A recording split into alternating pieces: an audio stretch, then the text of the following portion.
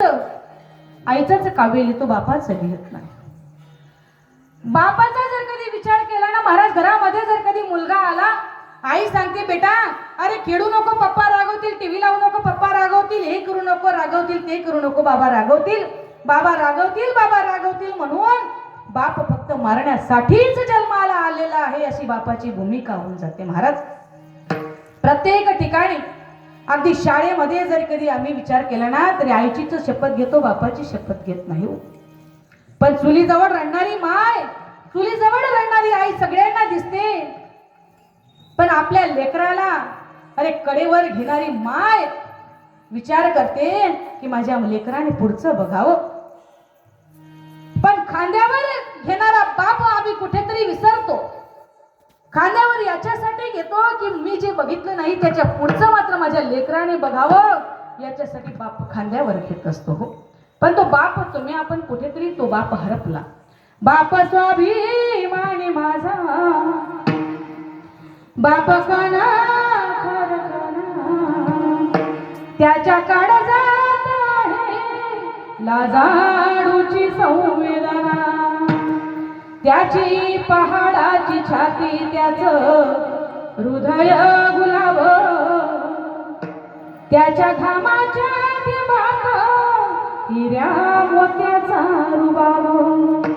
बाप तलवार ढाल, बाप पेटती मशाल, बाप जागतो म्हणून घर झोपत खुशाल.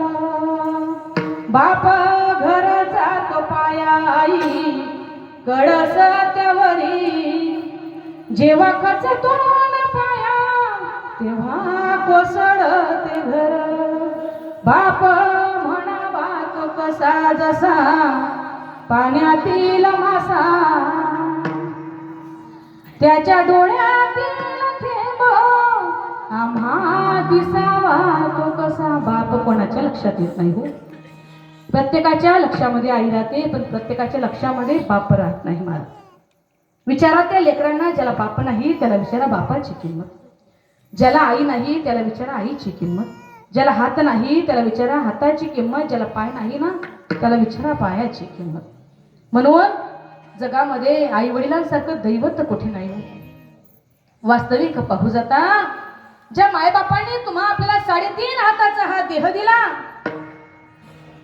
ज्या वेळेस आम्ही पुन्हा मुंबई सारख्या शहरा सिटी मध्ये ज्या वेळेस जातो ना, घर भाड्याने घेतो, अरे 5,000 रुपये भाड्याने आम्ही घर भाड्याने घेतो, त्या माणसाला आम्ही देव म्हणतो. दादा अहो तुम्ही देव आहे, तुमच्या घरामध्ये मला सामान टाकू दिला. या मुंबई सारख्या शहरामध्ये माझं कोणी नव्हतं, पण तुम्ही देव माणूस भेटले.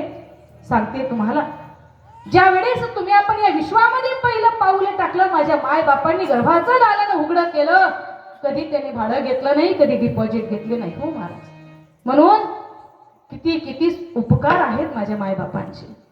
आणि म्हणून साधू संत तुम्हा आपल्याला सांगतात की बाबा रे, अरे माय बाप केवळ काशी, तेने न जावे काशी. घरामधलं चालतं आणि बोलकं दैवत म्हणजे माय आणि बाप आहेत. आणि म्हणून आज मात्र आमच्या नानांना कुठेतरी अतिशय ज्या ठिकाणी भगवंताच्या चरण विंदावर ज्या